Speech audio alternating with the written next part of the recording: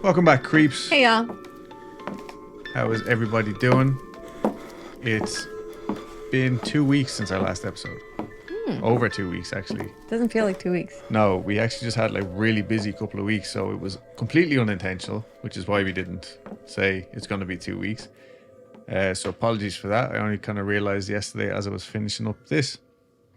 I was like, oh shit, it's been 2 weeks. I also need to make a public apology.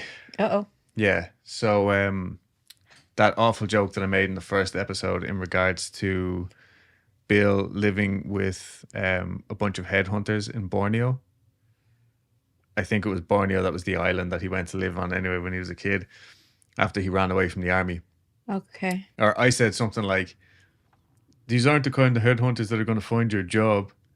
And it turns out that actually wasn't even my joke. The parapsychologist Kieran O'Keefe made that very same joke in the last episode of The Witch Farm. And I just like filed it away for bad jokes of the future. So apologies, everybody. Oh. Yeah. Was it like a racist thing? No, I just stole his joke. Oh, okay. Oh, plagiarism. Yeah. Oh, got it. It was unintentional. Oh, okay. But no, as I was listening to that episode, I was like, what a dick. What a dick. This is why it's like really like a bad idea to listen to other podcasts that are in the same field as you if you're it's why I making generally don't like as well. Yeah. This one was an exception because it was like a primary source, you know? Yeah.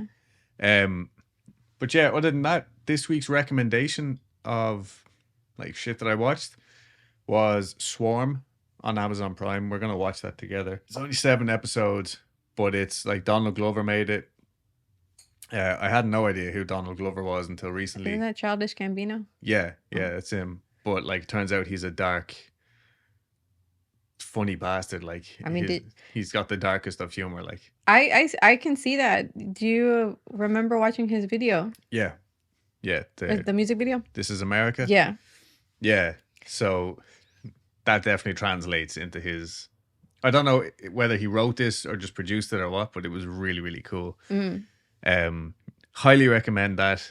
And again, it's only 7 episodes. It's very cool. Cool. Then I watched Leave, which was on Shudder. It was okay.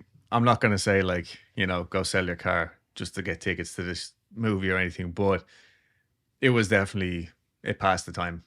Oh, cool. Yeah, it was fine. Yeah, in the last couple of weeks, anyway, why we kind of lost track of time, we were house sitting for someone, a friend of Dulce's a couple of weeks ago. And the first night we stayed there, it was like a really stormy night and there's lots of windows in this house. So normally I'd be like, this is fucking lovely. But the rain was like waking me up and it wasn't a familiar house. So I was lying there awake, listening to like the storm was right on top of us. You were passed out. Oh, yeah. Like the room was like lighting up with the lightning and stuff like that.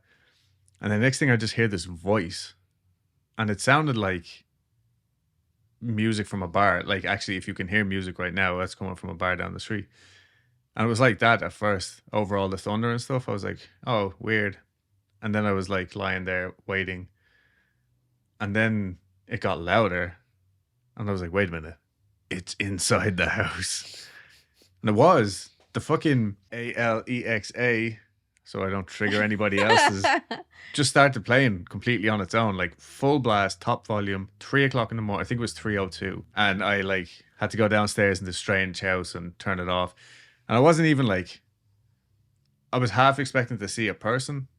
Like just like, oh, he came home early or something, like, I don't know. But then when there was nobody there, it was more just like, oh, fine, whatever. I'm just going to turn this off and go back to bed. But then I was like, just lying there waiting for the music to come back on for ages. And then a couple of nights ago, I think maybe on Monday, I think I heard your high-heeled visitor. Shut up. Where? Yeah. Out here. Again? Yeah. So I was trying to explain it to my coworker because like I heard it. I was lying in bed annoyed that I couldn't get to sleep. And then I heard it. And I was like, oh, it's just Pork Chop messing around with Pork Chop. Her high heels. Yeah. But Pork Chop is at the end of the bed. And then I was like, okay, no, I definitely did hear that. And then I was like going through what it could have been in my head. Like, oh, maybe it was the ice machine or something. But no, it definitely wasn't the ice machine. It was like a very snappy sound. Mm-hmm.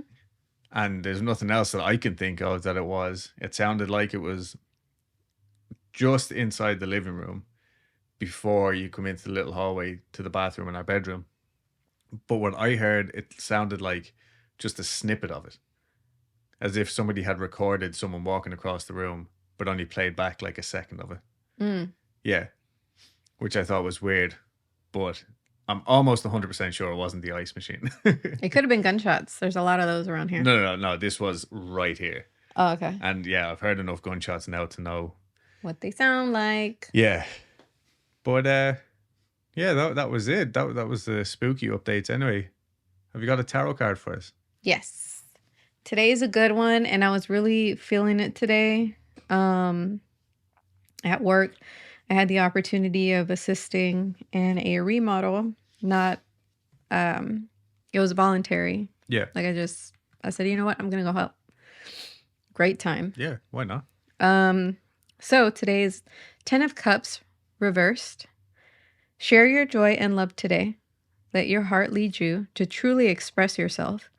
Whatever you put out into the world, whether it's a piece of art or writing, a heartfelt conversation with a friend, or an invitation to share some pleasure, will cause happiness and love to multiply. Wow. I know. I was like, oh my God, so fitting. Yeah, that's really nice. Mm-hmm. Deadly. Yeah. Oh, and also before I get started, for those of you wondering why I was in that bloody bathroom the other day, the blood-covered bathroom with the dude lying in the bathtub, if you follow us on Instagram, you know the one. That was a part of a photo shoot. Another reason why we actually kind of got delayed. I was helping out a friend, and it was very cool. So keep an eye out on our Instagram, because I will be sharing those pictures as soon as they go live.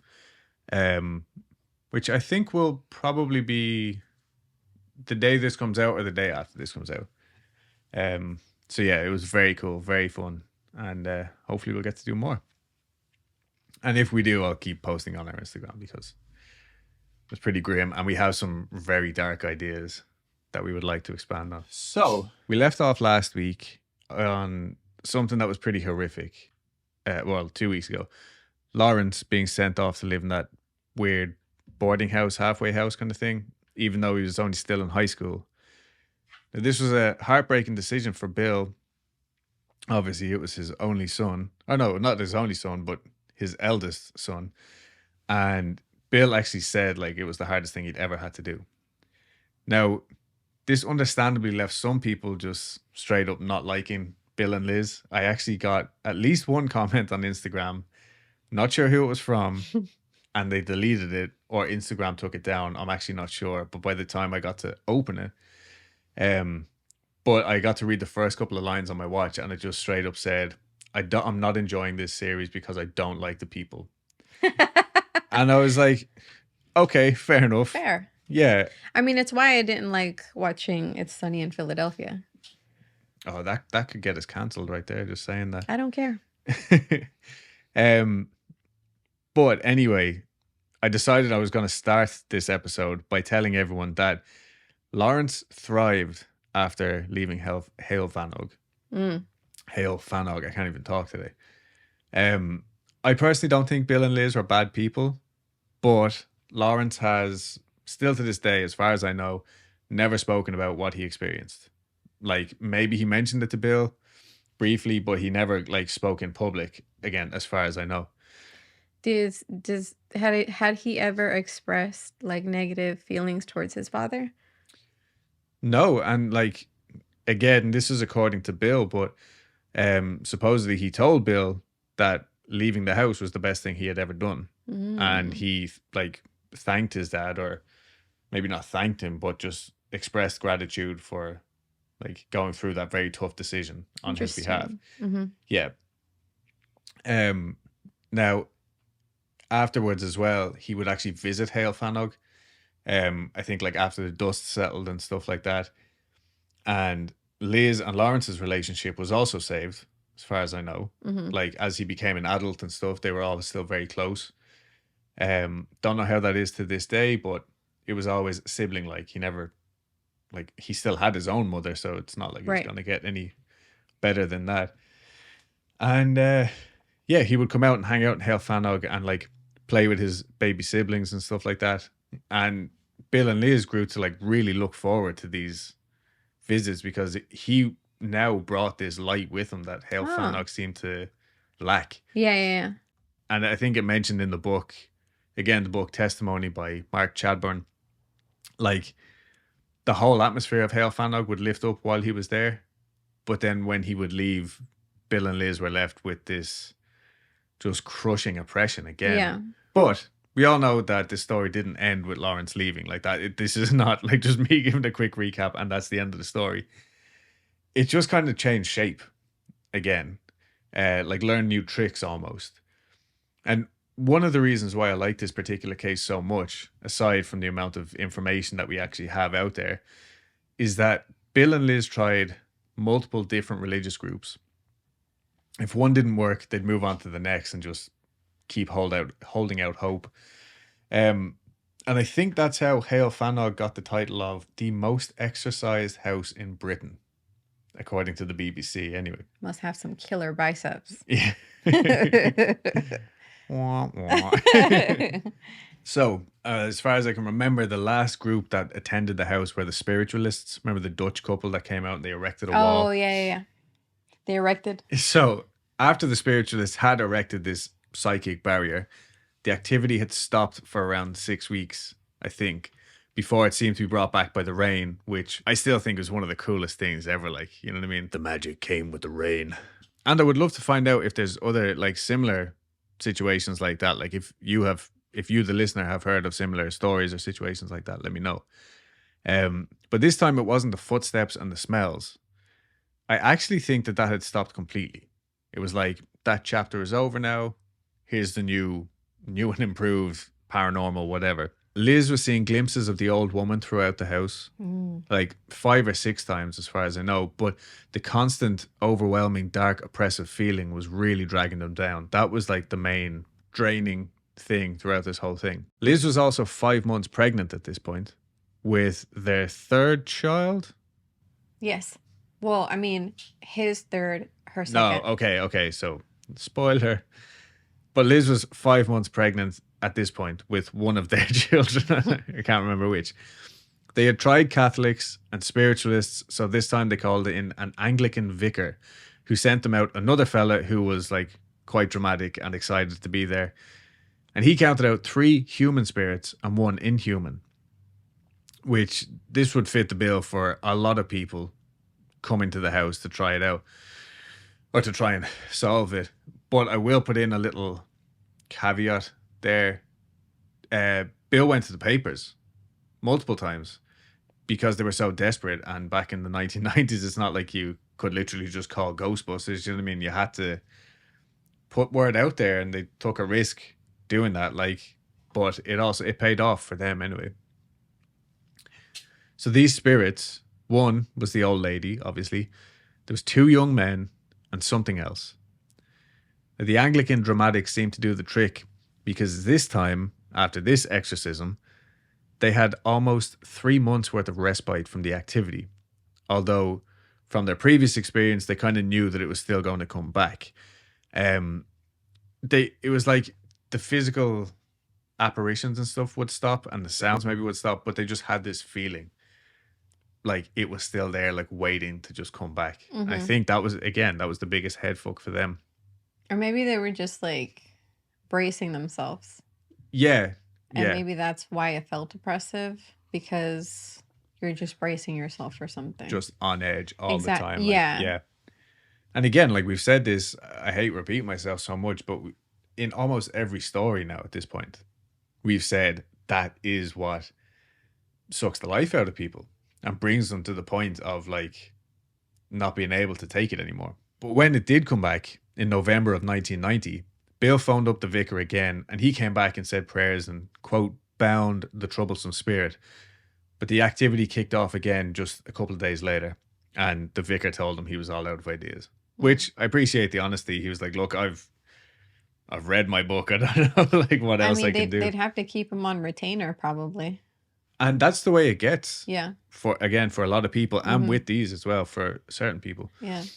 In the meantime, Bill had actually found a picture of the landlord's mother, Mrs. Holborn, in his studio, and when he showed Liz, she confirmed that this was the lady that she had been seeing throughout the house the whole time.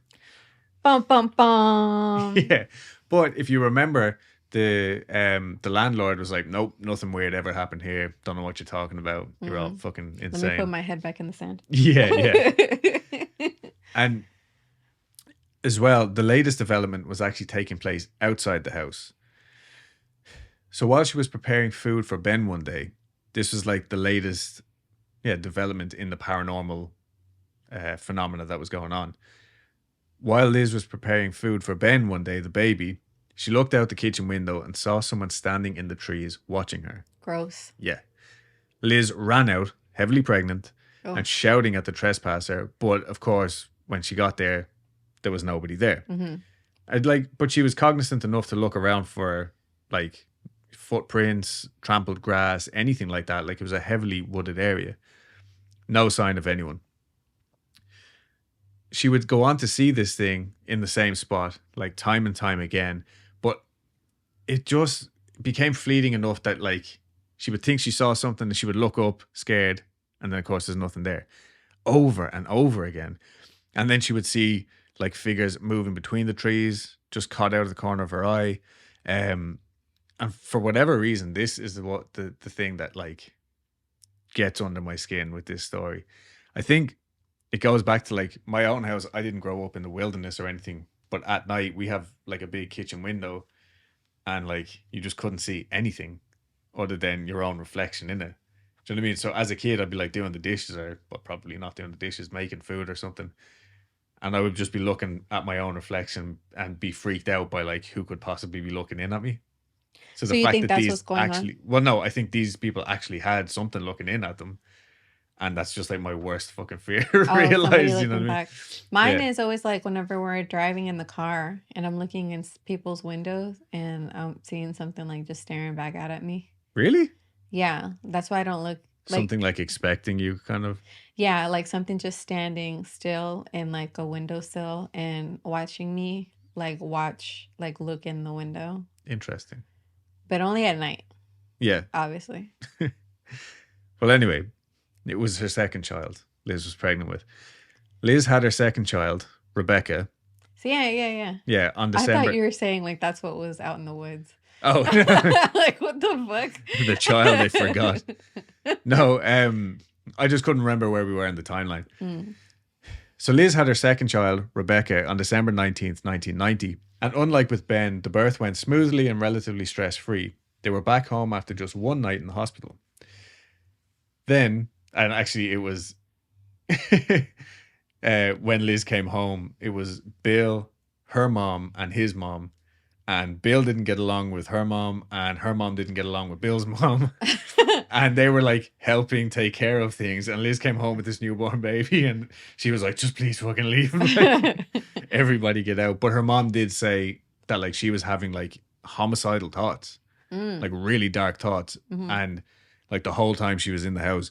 But it's literally on the drive home, she was like, Jesus Christ, that was like not like me to have, like, yeah, sure, the guy pisses me off, but like I don't want to fucking stab him in the eye with a scissors. Yeah. I get it.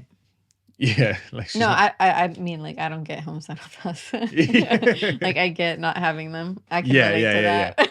So she did find it strange and like mentioned it to Liz. I don't know whether it was at the time or like years later, but again, just more verification. Then just a few days after Christmas, as Liz was hauling the new baby in a carry cot and Ben in a pushchair and a load of groceries or whatever else mothers used to do back in the day. And juggling balls. Yeah, like playing everything. A harmonica. She walked in the front door and into the hallway of the house. And as she turned around, she saw a 7-foot tall male shadow figure just walk past the kitchen door. Jesus. Now, this was the first time she had seen anything other than the old lady in the house. Damn. And the old lady didn't necessarily terrify her. She just left her feeling really sad. And this thing was the darkness, basically, that she had been feeling. And she said that by now, like her reaction was almost numb. Mm. So she was very matter of fact in the sense that she walked straight into the kitchen. She knew it wasn't going to be there.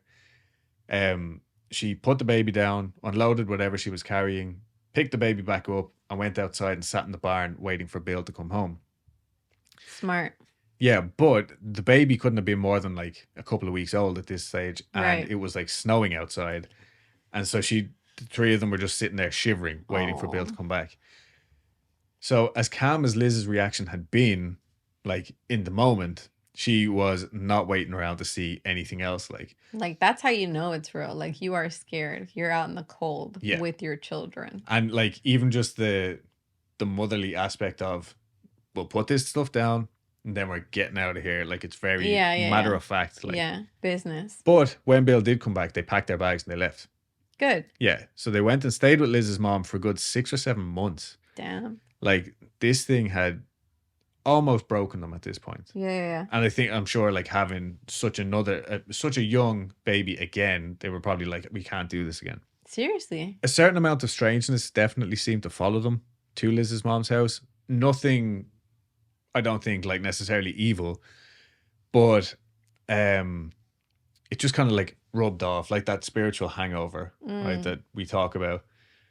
You know, me and you always talk about spiritual. But no, in these situations, I'm actually a strong I'm a strong believer in it. Like when you go looking for these things, stuff might not necessarily happen like at the ghost hunt, but when you come home, like a couple of odd things, harmless usually, might happen around your house. Anyway, the things that happened in Liz's mother's house was random reoccurring pools of water in the bathroom, just like the Black Monk of Pontefract, and I think Enfield as well, like very common poltergeist activity. And it probably would have seemed harmless and completely unrelated to anyone like looking from the outside in, but to Liz and Bill, this was like a surefire sign that they were still being persecuted and followed by this thing. Probably one of the strangest things though was a random piece of jewelry that showed up in Liz's mother's living room. It appeared to be a necklace pendant, but the necklace itself was missing. It was about 1/2 inch long, oval in shape, blackish green, and ancient looking. It actually looked like something that would have come from Egypt, ancient Egypt, judging by the design. And naturally, Liz's mother assumed it belonged to one of them, so she just picked it up and then showed it to them later on. Just like, here's your hippie jewelry. Yeah, like, you know, I don't know what this was doing in the living room, but they're convinced that there's no way, like there was nobody in there before. You know, it just appeared out of nowhere, this thing. Whose was it? We never find out. Weird. But, so Egypt seems to be a recurring theme in this story. Okay, but like, did the mom have like friends that came over and visited and shit? Yeah, but like not that day, you know what I mean? And it was in a place that was quite obvious, that like middle of the floor kind of stuff. Okay. And when she showed it to Bill and Liz, Bill picked it up like, what the fuck? And he got an electric shock. Apparently quite a strong shock from it. And like I said, Egypt seems to be a recurring theme in this whole story. It's where they went, you know, for like a bonding trip when Bill and Liz first got together with Lawrence, remember? They did have a spooky experience there. And then there's also possibly a tie over with Bill's like great auntie being a member of the Egyptologists who actually uncovered Tutankhamun's tomb. Okay. Which is just like very cool, but nobody could verify that. Anyway, jumping back to the Witch Farm podcast, somebody, possibly Kieran O'Keefe, the skeptical parapsychologist, who I very much respect, he made a really interesting point. So it's no secret that the ancient Egyptians used to worship cats and... Right, as you should. Yeah. But also dogs, actually, which Sick. I only found out. Yeah. Anyway, they found, when they unearthed all these tombs and stuff, they found literally tons, like thousands of mummified cats. So when people started to explore the tombs, they would find them, and someone figured out that these mummified cats made great fertilizer. Oh. So what did they do? Ship a load of these ancient Egyptian cat mummies back over to Britain. You sent them over to Garden Ridge. Garden Ridge, that's where my granny does her garden shopping. Shout out to Paul, who is the manager over there and a good friend of mine. But no, so they shipped a lot of these ancient cat mummies back over to Britain to be put to use in the fields. Weird. Yeah, I know there was a lot of them, but like, Yeah. surely there was not as many cat mummies as there was cow shit in Britain. That's such a random ass thing to do. Yeah, and like, why? Like, why not just fucking leave them where they are? Britain, Yeah. talking to you, Britain. Yeah, it seems like really unnecessary and like a waste of money to do. It's like a pointed thing to do. It's like, well, these are our cat mummies now. Yeah, and we're gonna use them for our begonias. Yeah, and according to another podcast that I was listening to, completely unrelated, it's a comedy podcast. Yeah, apparently there's evidence of like puppy farms breeding puppies in ancient Egypt purely to birth the puppies, mummify them, and bury them with like noble dead. So I can only assume that the cats are the same thing. My God. Anyway, back to Kieran O'Keefe. A lot of these cats would have been buried with offerings, like necklaces wrapped around them and stuff like that. Oh, like, sorry, I'm mummifying you. No. Here's a pearl necklace. Not even that. This is to signify that you are like a royal cat, like belonging to this royal pharaoh, you know, who you are being buried with or something. Anyway, I'm assuming. But a lot of these random Egyptian artifacts ended up turning up in farmers' fields for years, probably still today. Like if you went out to a field in Wales and dug deep enough, you're going to find ancient Egyptian relics. Wow. Yeah, completely out of place. All because 100 and something years ago, people were like, throw that in a field, sure, put a load of shit in it and see what happens. Jesus. So the pendant itself, although seeming to appear of its own volition, wasn't quite as far-fetched as initially thought. But still very strange nonetheless. Like, in my head, I'm like, I guess it could literally have been stuck to somebody's boot. Yeah, if they had been out walking the dog. Or could have walked in all smug like this. Yeah. Maybe. Walk into the house like that. But either way, it's a strange occurrence and a strange thing to find. And especially considering, like, you know, this weird Egyptian theme that keeps popping up. And remember this for later. But like I said, Bill, Liz, and Lawrence did have that weird spooky experience when they were on holidays a few years before. They got to the tomb. I don't know whose tomb it was, but they got up really early and beat all of the other tourists. So they had it to themselves and they just walked on in. This was also like 30 something years ago, so it probably wasn't as early. No, like probably wasn't as organized as it would be today, you know what I mean? Yeah. A lot more lax in what you could just walk in. Yeah. But while they were in there, they just started to see these weird lights and stuff. I might get into it on the Patreon. I'll look up the exact thing that happened. It was nothing major, but they all got freaked out and they ran out of the place. It's pretty lit. Really?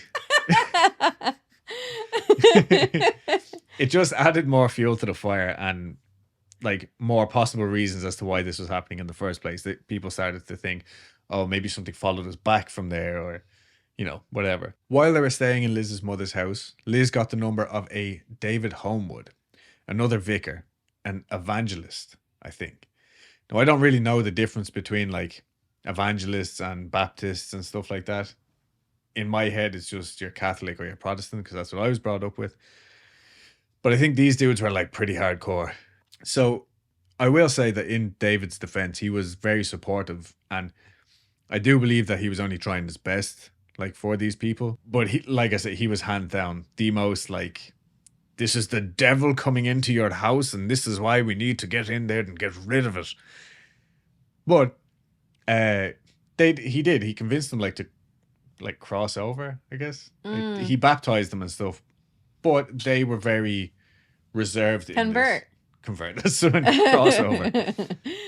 They evolved into evangelists. But no, they as much as they respected the religion and enjoyed it, they were still like reserved in terms of like not going whole hog in like, oh, it's Satan and we need to get him out. They were just like, okay, cool, yeah, let's go with it.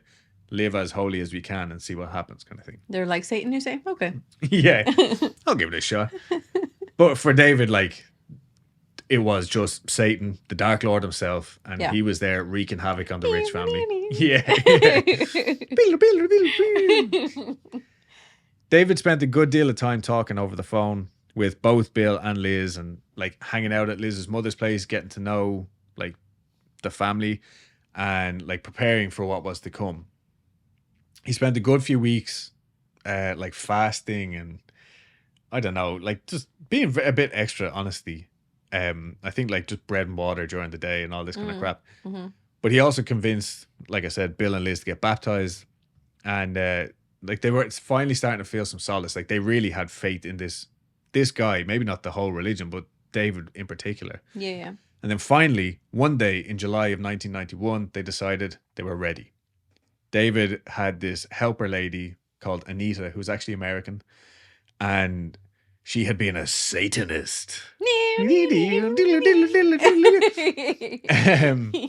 love that reference. yeah. But yeah, so she was a Satanist. So apparently David had saved her and was like, you know, this is how would you catch a thief using another thief mentality. Okay. So yeah, whatever. Either way, she was his helper. Sure. And somewhere near the house on this day in July of 1991, they pulled over and they were like praying together in the car before going in for the attack. Apparently they spent 2.5 hours sitting in the car praying with Bill in the back. Like 2.5 hours, man. Like that's a long time. After 6 months worth of like supposedly fasting and building up to this. Yeah. But when they were finally really ready to go and kick this thing's ass, they had Bill jump back into his car so they could follow him back to the house. And Bill was keeping an eye on his rearview mirror the whole time, and they were there, fine. And then as he pulled down the driveway, they weren't behind him. So he started to get worried, like it had been about 10 minutes, and then finally they showed up looking like pale, physically exhausted, like they had just had an accident or something. The fuck? Yeah, but like the car was fine. They were just absolutely shooketh. Why? Is my notes. Bill had missed the party, man. The big dog, the devil, Satan himself, had attacked Dave and Anita in the car. Bruh. Dave was overcome by a sudden tightening in his chest and was forced to pull over, but they prayed and the feeling went away, and Anita claimed that they both heard a voice that could only have been Lord God himself, say, "It is finished." Spoiler alert. It wasn't. But from a skeptic point of view, were they like, all right, we're done, we're gonna go home now because of that? I mean, almost. Okay. Yeah, it was like they basically believed, no, like the devil had tried to get them before they got him. It's like a sabotage. But you know, because they had God's almighty power, they were able to, you know, fight back, and that was it. It was done. But they would still need to go in and like do a quick recon around the house. But from a skeptical point of view, it sounds to me like David had worked himself up so much that he actually had a very, very real panic attack. I believe it. Yeah, like, and I speak from personal experience.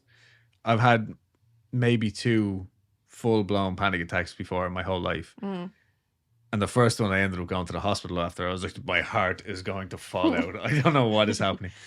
But yeah, like tightening of the chest and feeling like you're going to pass out, heart racing, these kind of like temperature fluctuating, all this kind of stuff. It's a panic attack. But I think asking Anita to pray with him calmed him down, and then the feeling passed.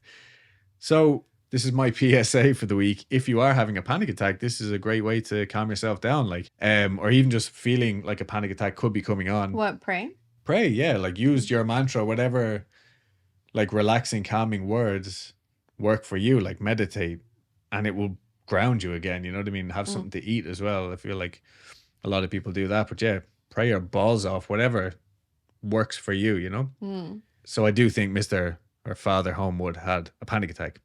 Anyway, they get to Heol Fanog, and Bill agreed that the place definitely felt a bit better, a bit lighter in general. But David wanted to rid the house of all evil or potentially evil objects. And you know what the most evil thing of all is?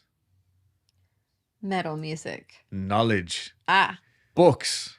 Knowledge. Art. Get this stuff out of here. That's the devil. Do not educate yourself. Yeah. So they literally did. They walked around. Bill supposedly had a very cool book selection. He had books on the occult and paranormal. That actually sounded pretty cool. But like also just stuff like books on ancient Spanish and etymology and stuff like just very like not even new wave, just like somebody who wanted to be educated Right. about different ways of living. But all this was the devil. Of course. So he had to take them out. And like Bill in the book was saying, like, I paid £25 for some of these books. Yeah. Back then, that was half of his rent. Yeah. You know what I mean? All these had to go, as well as some of Bill's art that he had spent hours creating. And then like a bunch of other things that they had picked up on their travels, like little trinkets and stuff, you know? So basically, I think anything that looked a little bit ethnic, like has to go, that's the devil, my friend. Yeah. You know? Basically anything David or Anita thought just looked a bit too groovy, baby. Everything had to be, everything was going to be burned. And for the next few months, things settled down again. But anytime anything happened, they would be on the phone to David straight away to pray. And again, I do feel like he was doing the best that he could, or the best that he knew. But the guys at the witch farm made a very valid point, saying that he may have actually been adding to the hysteria. Yeah. Because anytime they heard something drop in the kitchen or anything, he was like, that's the devil and he's coming back for you, son. Yeah. So I bet he like took all the spices with him too. Yeah. Like the cooking spices. Absolutely. Yeah. Took the salt as well. Garam masala. What is this? Bland food for you. Yeah. A white food diet it is. Plain chicken and mashed potatoes. Anyway, the relationship between Bill, Liz, and David seemed to become quite dependent at this point. It was like any issue that they had, get on the phone to David, get it sorted. He's our man.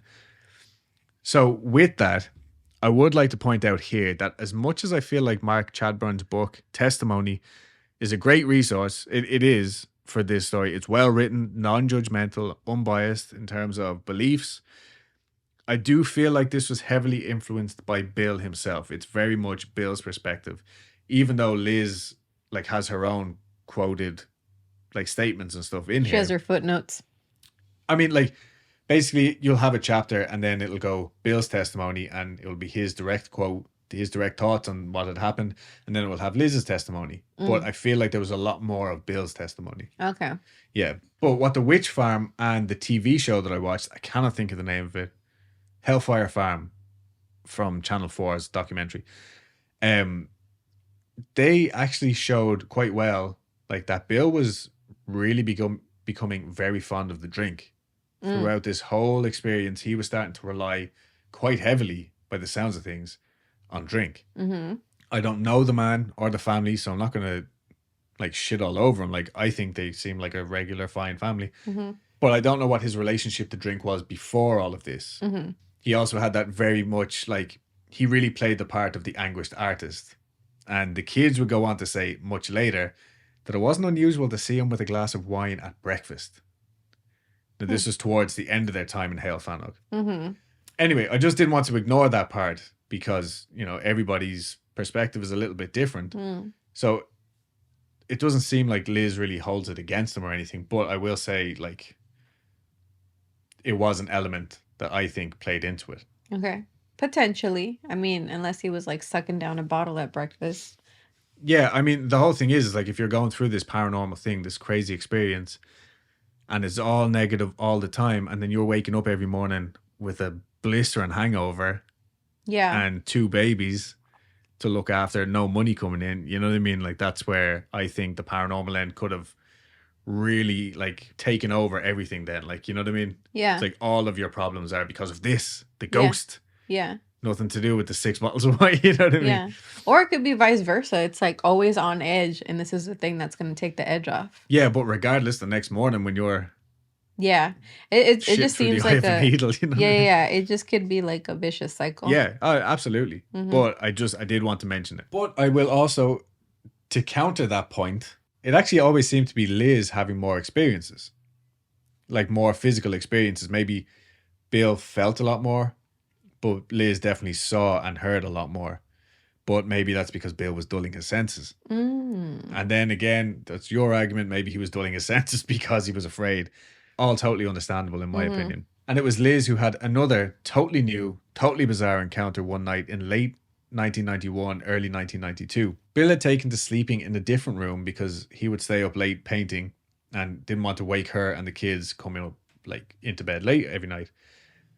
So the cat, I don't know which one, because remember they had multiple cats and this is over multiple years, but it had been sleeping under Liz's bed and it was snoring so loud that it had started to wake her up in the night. Yeah. That's adorable. This went on every night for a week before Liz finally lost her patience. She popped her head over the side of the bed and looked underneath to push the cat out or do whatever. There was no cat under the bed. What was it? It was too dark to see. So she got up and turned on the light. She was pissed off now. Right. She got down to look under the bed again, the snoring louder still. But when she looked, there was no dozing cat. She searched the whole room, trying to think of anywhere the cat might be. Like, was it hiding in the wardrobe or under the drawers or whatever? Yeah. Still, she couldn't find any sign of the cat. But the snoring kept growing louder. Okay. Sleep apnea. That's how it is. Yep. Cats with sleep apnea. Sure. My mom has sleep apnea. It does get louder. Slowly, she started to realize that the snoring couldn't have been coming from a household cat, but something far bigger. She also realized that it wasn't actually coming from her bedroom, but just outside the window. The fuck? Yeah. Outside the window.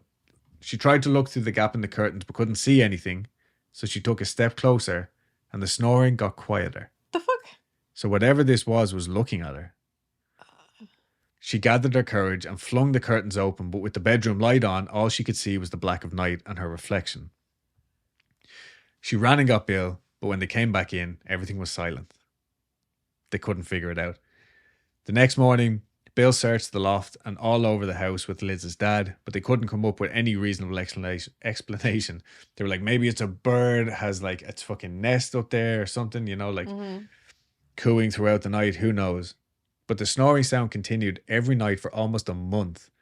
And finally they caved in and called your man David. And he told them that he had actually experienced the very same phenomenon.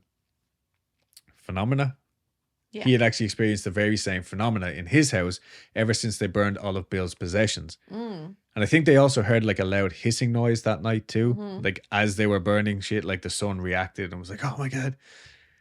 But it was David's son who had been hearing the snoring as well. But a bit of an hour prayer was all they needed. And so David and Bill prayed over the phone.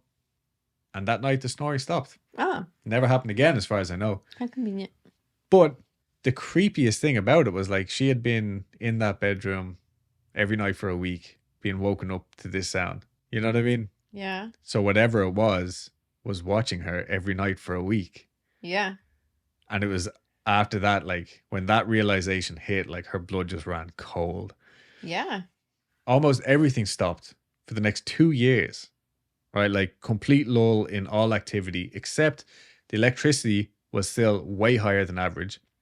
I think I get into that down here.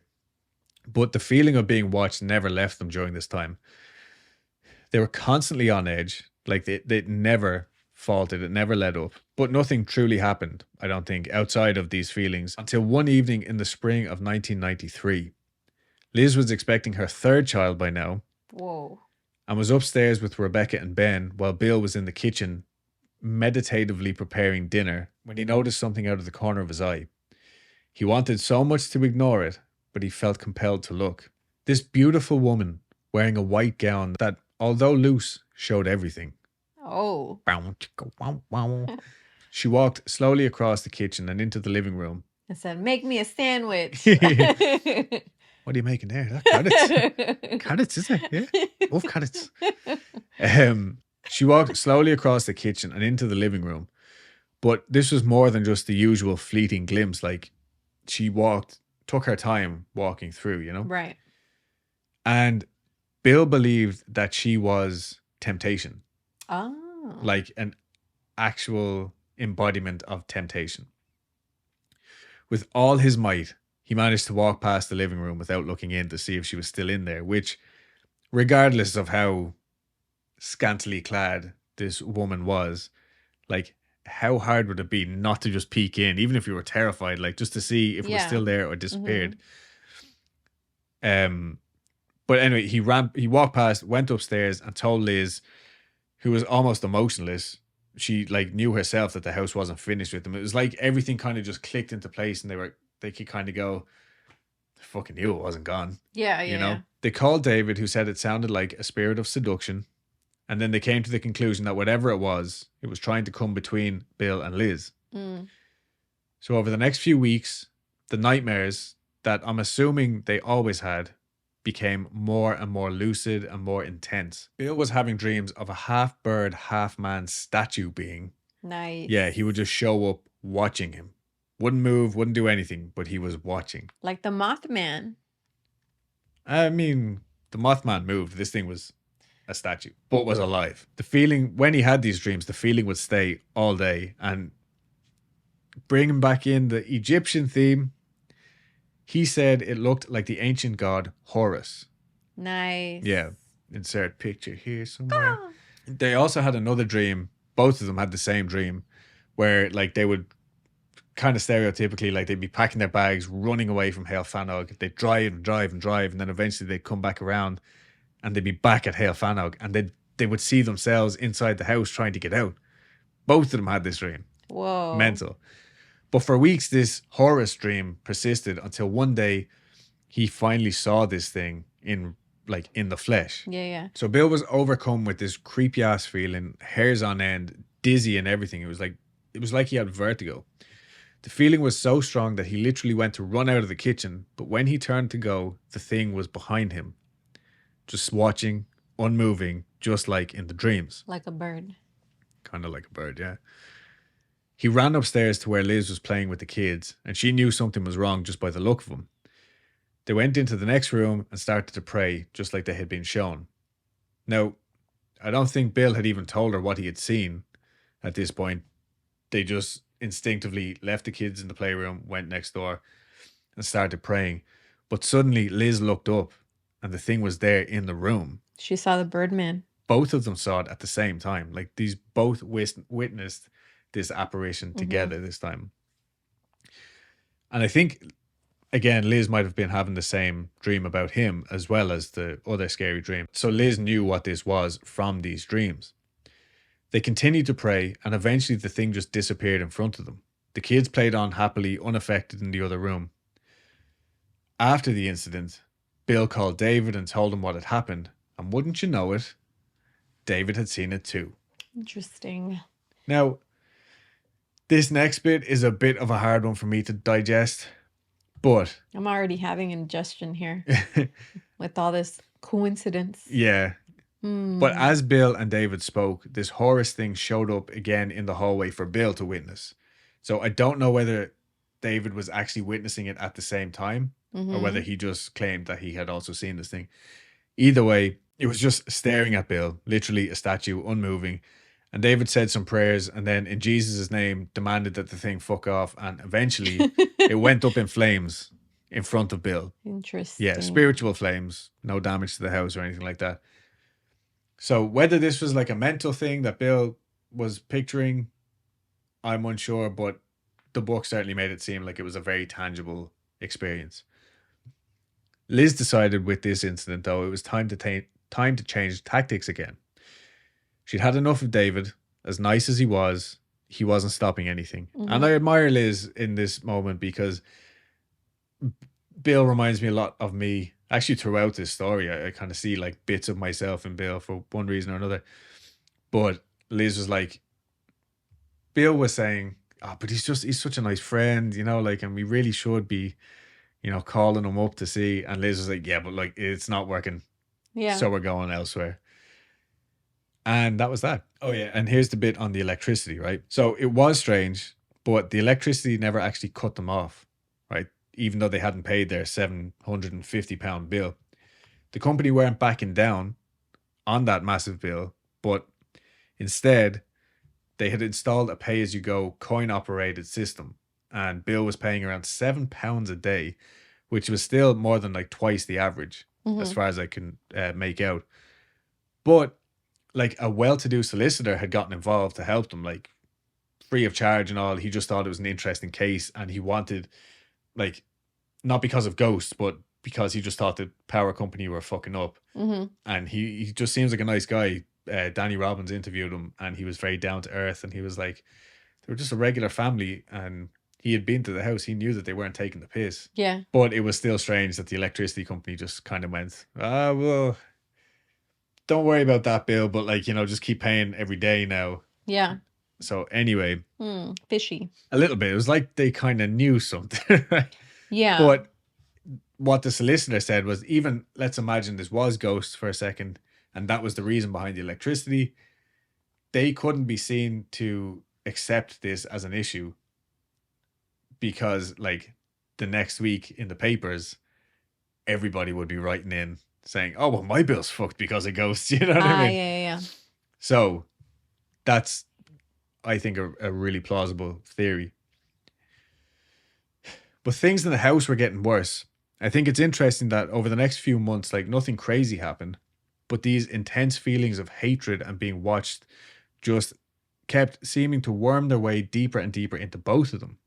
The kids now were starting to seem like they were being affected, but maybe that was just a side effect of Bill and Liz's tension. Yes. Kids can pick up on that. Yeah, big time. So Liz thought it would be a good idea to introduce something positive to the house. They got a little puppy. Yeah, a little baby Doberman that they called Bo. Oh, how nice. Nothing bad happened to the dog, did it? Nothing physically. Oh. Yeah, he was just we'll get into it. But okay. They were also kind of hoping that, like, having a Doberman in the house. I love all kinds of dogs, particularly big dogs, and Dobermans are gorgeous, but they are notorious for being the security dogs. Like, that's how they're known, you know what I mean?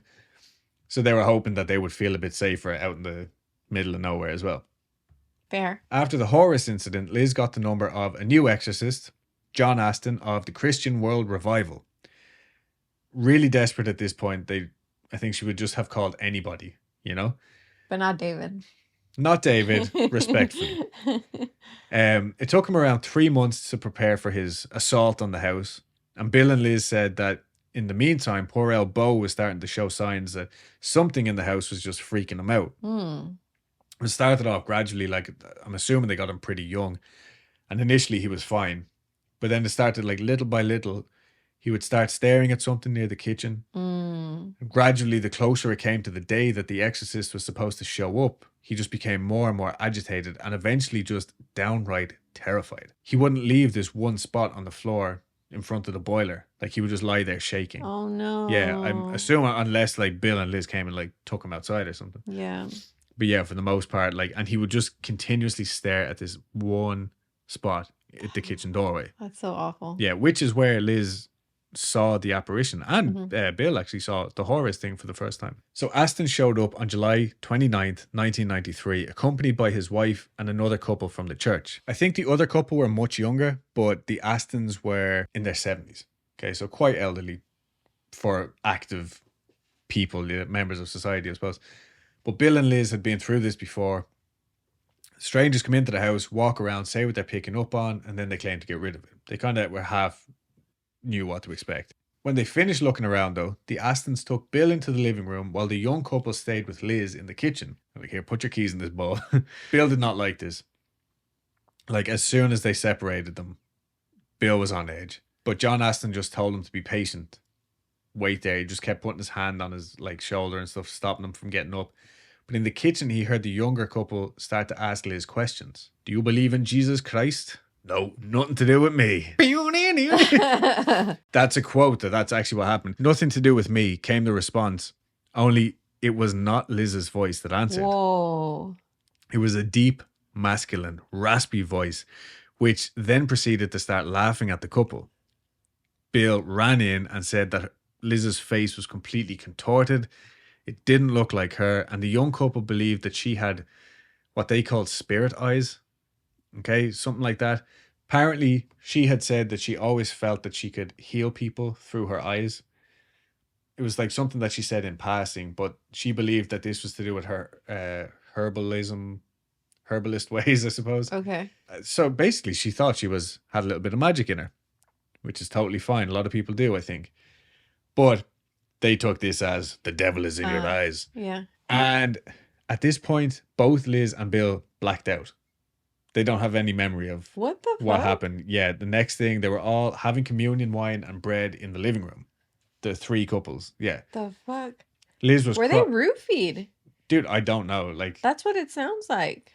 or maybe something really was spiritually off here. You know what I mean?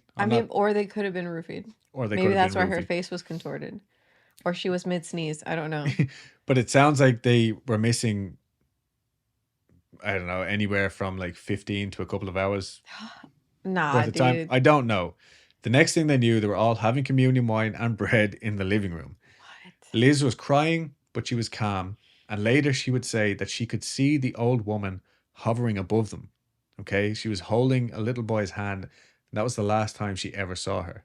Whoa. Yeah, she said like the old woman was up here, like towards the roof behind her.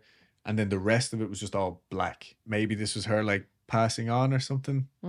Kind of sounded nice, honestly. Yeah, like maybe yeah. the little boy was her grandson or who knows. Now, Rebecca and Ben, like years later, said that they can both remember seeing this old lady in the upstairs room as they played in the playroom. Yeah.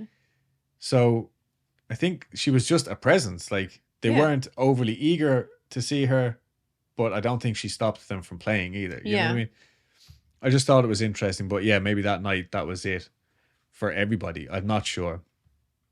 The other activity did continue though, and the poor old dog hated it.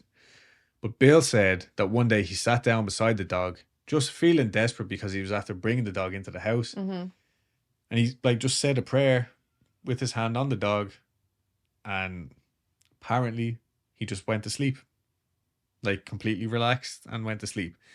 So who knows what the fuck was going on in this house? Like for good? No. Oh. He didn't die. Oh, okay. He just like the prayers settled him. Like, Okay. you know what I mean? Anyway, by mid-August, they felt they were back to square one. Not even like 6 weeks later or something. And Bill took out another ad in a local paper. Again, this wasn't the first time they did this, but it was in the hopes that the right person would just happen to see it. And this time, they did. Another local artist read the story, and it reminded him of another story he had read not long before. Eddie Burks, a retired civil engineer, had been in the paper for ridding Coots Bank of a headless ghost. What? This story, there was surprisingly little information on it, unfortunately. There's a book on our Amazon wishlist that might have more information, I'm not sure. But Coots Bank is commonly referred to as the Queen's Bank, and it has been in business since 1692 in one form or another. And I think it's been the only bank to handle the royal family's wealth for around the last 200 years. So it's quite well to do. Anyway, sometime in the early 90s, people started to experience weird shit.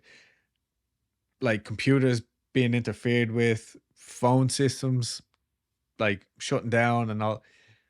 Computers were a relatively new thing, like at this time, but they had like electricians and technicians and all these professionals in. Nobody could explain it. And then 4 separate receptionists, apparently, actually saw the spirit of a headless man. Sick. Yeah. Now, I don't know how the Coots' people got Eddie's number. I'm pretty sure he was actually, I am sure he was a member of the Society for Psychical Research, along with many other big names throughout the paranormal world. So I'm assuming that like that's who they called, and then they would like offer up these cases, and Eddie Burks was the man to grab it. This was his like the case that made him, you know what I mean? Because he was in all the papers. So he went on to have like a little TV show. He had a book and stuff like that written as well. But Eddie was actually around 70 at this time. And I think he had fully dedicated himself to the paranormal after he retired from his civil engineer's job. Now, Eddie's my favorite for multiple reasons, but he wasn't religiously led or anything.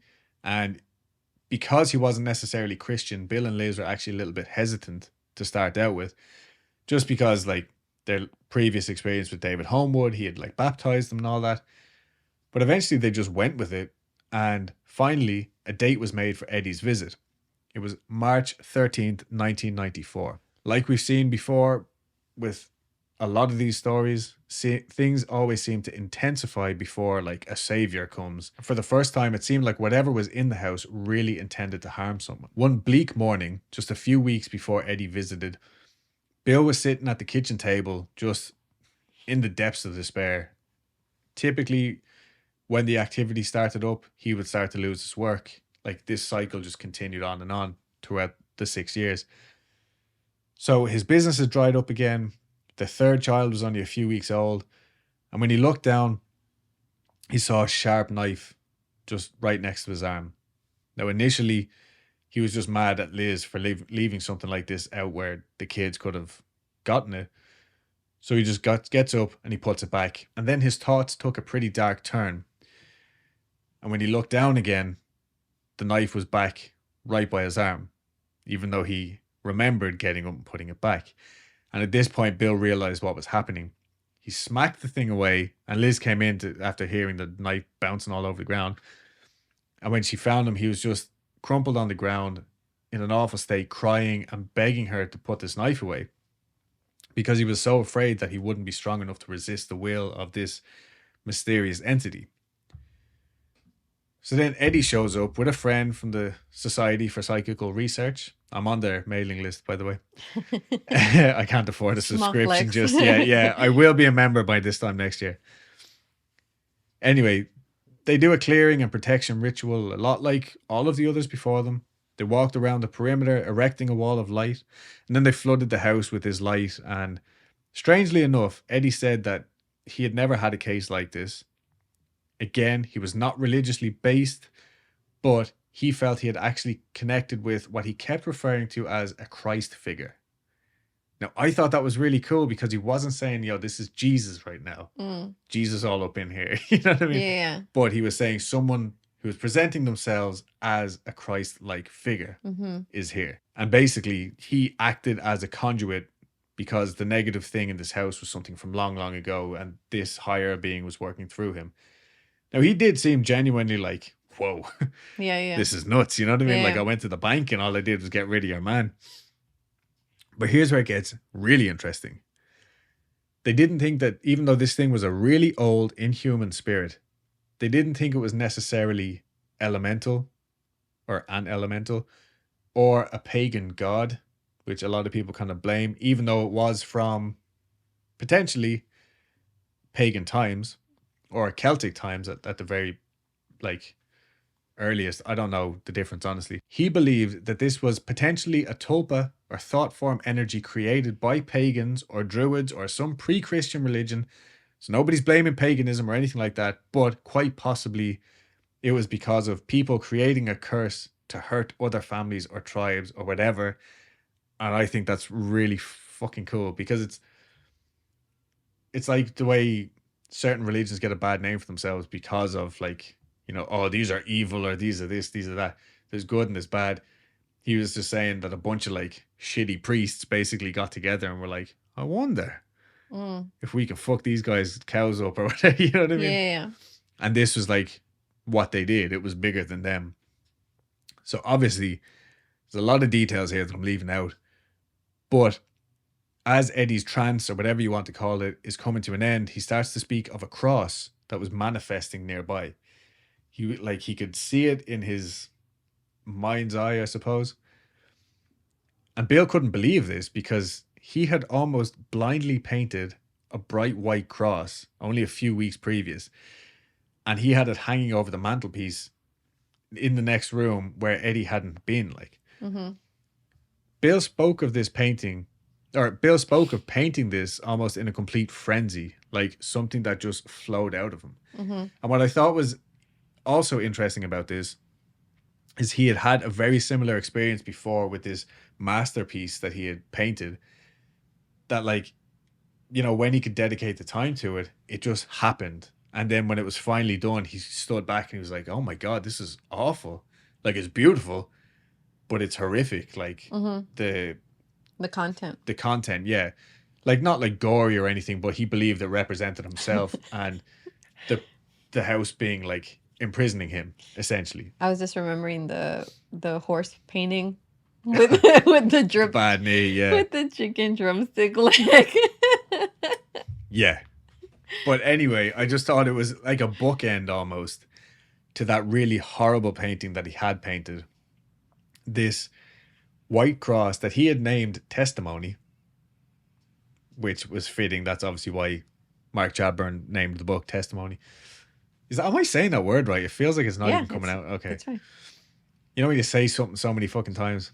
Testimony? Eddie said that this Christ-like figure was connected to the painting and he would be watching over the house and family. With that, Eddie went on his merry way, and the next day, the electricity meter finally dropped to an almost normal rate for the first time since they moved in. Huzzah. 6 years ago. Still not done. Oh. Over the next few days and weeks, the place still had that eerie feeling. And even though they weren't experiencing anything, they called Eddie and he explained that this was something like a spiritual hangover, right? Again, we've been talking about this. But he was like, look, that's going to fade over time, but you might have some other visitors. They won't be related to the old activity. They'll just be recently deceased people who are passing through. Because Heol Fanog had been cleared and it was full of this like magic light, it was going to act as a sort of beacon or lighthouse. And these lonely, confused spirits might show up, but their gateway will be in the back garden. So like, don't be scared if you see it. They're just passing through. Yeah, like I don't even think they could interact with them. It was almost just, anyway, he wasn't lying. For months, Bill and Liz would see all sorts of apparitions. An old lady, an old man, some children, random middle-aged men and women. One was actually someone who looked like they had been in a really bad car wreck. And this one in particular really upset Liz. I'm pretty sure she's seen like his face hanging to bits and stuff, you know? So while these apparitions weren't necessarily scary or as scary as the more direct activity, maybe because they were kind of expecting it now, they did leave behind all of the feelings that they carried, like sadness and confusion. And it got to the point where Bill finally called Eddie more than a year later and was like, here, this shit's really not like settling down. You need to come back. So Eddie was like, all right, bring out big guns. Just let me bring my big dick. Yeah. My big dick energy. Yeah. I'm going to drive a raised truck down there. And if that doesn't intimidate them. No, so he brought a fella called Montague Keane and our old friend, our buddy in arms, the one, the only, Mr. Morris, the Madman, Gross. Of the Enfield haunting. Remember the mustached man who like lived in the house with them? Oh, the guy who was like very posh, the one who was like a kind of like a proxy dad. Yeah, a little bit like yeah. Anyway, Morris was really only there to document the session and maybe like to provide some like moral support for Eddie. Show everyone his big dick. Yeah. But like where Morris was the scientific end of the Society for Psychical Research, Eddie was like the wonderkins at this point, you know what I mean? When Eddie sat down and went into one of his trance-like states, one of the human entities was still there. He was just hanging around in the kitchen. Making a sandwich. Yeah. I'll get back to him in a second. I'll get back to him in a second. But this pre-Christian, non-human thing was still there. He described it as not having a personality or anything to really grab onto, just a shadowy presence, which I admit sounds very cool. But it is like a possible explanation for a lot of paranormal activity. Like if the tulpa thing is a big thing in my head, like just this basically negative energy created by very real people. It doesn't have to be like, it's the ghost of General Walker. You know what I mean? It's just this intangible force, right, that has been created. And I thought that was such a good way of describing that. Anyway, something with no personality. Yeah. I feel like there's people at work like that. Yeah. To me, it's people that can't name an artist when you ask them what their favorite type of music is. You know who you are. Anyway. Pew, pew, pew. Shots fired. Once he finally got to the bottom of what he thought this thing was, though, he understood what he had to do next. And this is all in this man's mind. You know what I mean? Or on some ethereal plane, if we're going to go that way. But because this thing had potentially been conjured up by an ancient Celtic tribe who weren't necessarily bad, but were certainly up to no good, he had to rid it using like a very similar technique to those lads. So until now, everyone, including himself, had been trying to use Christian-based tricks. But this is like hiring a plumber to perform your vasectomy or a doctor to fix your leaky sink. They both work on your pipes, but with very different outcomes. So anyway, finally, the inner struggle was done, and Eddie confirmed that at long last, things should go back to normal at Heol Fanog, and they did. Oh. Again, the very next day, the electricity dropped down to below average, and Bill's work picked up without any advertising or anything, just naturally, like organically grew again. And it was that painting of the horse with the chicken drumstick leg. Could have been. It went viral. Yeah. But either way, they had enough of Heol Fanog. They were finally in the position to move, and they did. Today, the current residents of Heol Fanog have a very happy and peaceful life. Whether that's because the whole case was a bunch of baloney or Eddie Burks' efforts really paid off, who's to say? It's the same outcome either way. I'm going with a big capital H, haunted, for this one. Do I believe in every single aspect of the story? No. But there was a lovely amount of like key points which stood out to me as being in line with like the less exciting details of other cases very similar to this.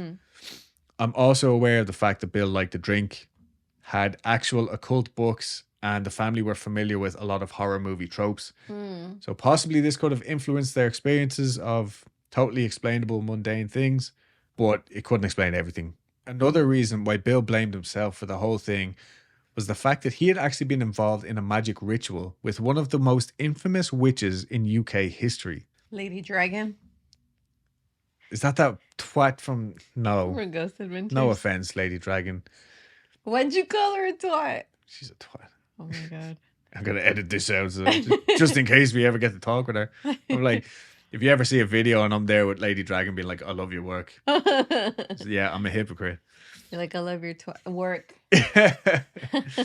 No, anyway, Alex Sanders was the witch, right? Okay. Very much an active witch during the 60s and 70s. Bill lived in a house that Alex was like the maintenance man of or something when he was 18, when Bill was 18. And basically he was going to do this ritual with the promise of being a successful artist. Yeah, and he was in there naked and, you know, having words and all said, and he got cold feet, he got scared, and he left before the ritual ended. Now, thanks to the wonderful Danny Robbins, this was verified by another witch who was actually at that ritual. Oh. This witch was Alex Sanders' wife, Maxine. Maxine Sanders is still very much alive and well, and she was obviously heavily involved in this stuff back in the day when she was younger. There's lots of very naked pictures of Maxine from back in the day performing these rituals. Yeah, no, these guys are legit. So, just witching it up. Yeah, like completely witching it up. But there's actually a term now of Alexandrian witchcraft, I think. Yeah, that's because of Alex Sanders. Oh, okay. Yeah, look, I'm going to get into more detail about this on the Patreon because I told Dulce this the other day, like very interesting synchronicity that happens to me. I feel like when I'm really balls deep in research and it doesn't happen with every case or story that we cover, but every now and then I'll be in the middle of something and I'll get all of these like mad signs that are very, very like mundane, but there's a lot of them. And something happened about this witch as I was like learning about him, but we haven't got time to go into it here. So okay. I'm not trying to like force everybody over there. It's just, I thought it would be a cool little chat, more casual chat for Patreon.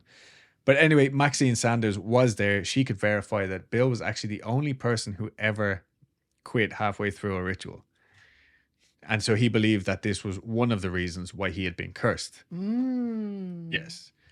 Anyway, another theory is the trapped human spirit. Okay. So as far as I can remember, everybody who visited Heol Fanog, like medium and spiritual wise, kept talking about the old woman, two other human spirits, two male spirits, and the inhuman spirit. Now, I will also say that these stories had been in the newspapers. It's not like people were hiding these things. So they could have picked up on this from outside sources. We don't know. Either way, when Eddie came back, he went deeper into the story. And from his version of the story, this poor chap who was stuck in the kitchen at this point, his story goes back to Friday, the 17th of November, 1848. The body of a farm worker was found on a neighboring farm. He had been beaten with an axe, which was later found nearby covered in blood. Again, this is something I'll be going more into depth over on Patreon, but there was all sorts of conspiracy theories in regards to the motive behind the murder. The murder has been verified thanks to the witch farm, and I actually have the news article from the newspaper in 1848 that correlates to this. Anyway, the story, according to Eddie, who supposedly got it straight from the source, was that the murderer, James Griffiths, had killed Thomas Edwards after Thomas had seen some sort of secret ritual going on. Witchcraft? Satanisms? Who knows? Probably just a circle of women reading books. Or dudes sucking dick. Who knows? Griffith was told if he killed Thomas, he would be whisked away and the whole thing would remain just an unsolved mystery. But they were friends, and so it was kind of his responsibility to take care of this guy, who was possibly a loudmouth in the village. Regardless, though, he went and he murdered this guy, and then the police came and caught him, and nobody stood up for him. And up until the day he was hung, like literally, I think according to Eddie, like even with the rope around his neck, this young fella thought, no, they're gonna, at any minute they're gonna say, oh no, don't worry, you got the wrong guy. Nobody spoke up. And so it was only as he was hung, he realized that he had done the wrong thing. So yeah, I think that's about as much of the witch farm as I can milk out of this. I will say I have some of Bill's artwork. I felt like such a creep. I actually Facebook stalked this entire family. Whoa. Yeah, and like, so I'm not going to share like a lot of his art. I'm going to share some of the stuff that I found on like Danny Robbins's Twitter, stuff that has already been shared. It's very easy to find their Facebooks. I'm just saying, like, if you do, don't go like commenting on stuff. Bill actually passed away on the 12th of September, 2016. Yeah. But I just thought it was really nice that you can go and look at his art and appreciate it. Definitely weird. I would love to have some in the house. I think that'd be very cool. His daughter is also, what's her name? Rebecca. She's the same age as me, I think. She's also an artist. Shout out Rebecca. Shout out Rebecca. If you ever see this, let us know. We'd love a chat. And yeah, Liz is still very active. I mean, like Liz, Rebecca, and Ben were all on the witch farm, giving their opinions and stuff. And yeah, I think that's it. So again, sorry for the delay, and I'm not trying to force everyone over to Patreon or anything like that. I just wanted to have more casual little small episodes on there, and this seemed like a good thing to do for that. Yeah, like every now and then I'll get these little nuggets of cool information that won't fit into a regular episode. So I'm going to try and do that more frequently on Patreon in the future. For now, I implore everyone to listen to The Witch Farm by Danny Robbins. Danny Robbins. And if you want to read the book, it's called Testimony. It's in my man purse, my satchel over there. I'm going to get you a real satchel bag, messenger bag. No, I actually like that one. It fits my iPad and all perfectly. But it is a purse. It's a purse. I have wet ones in there. Yeah, you do. I have Vaseline. I have dental floss. Practical things. A little small spray, you know, just in case I get... Why didn't you put your travel deodorant in there? It just takes up too much room. And I never forget to put on deodorant. So watch tomorrow, I'll forget.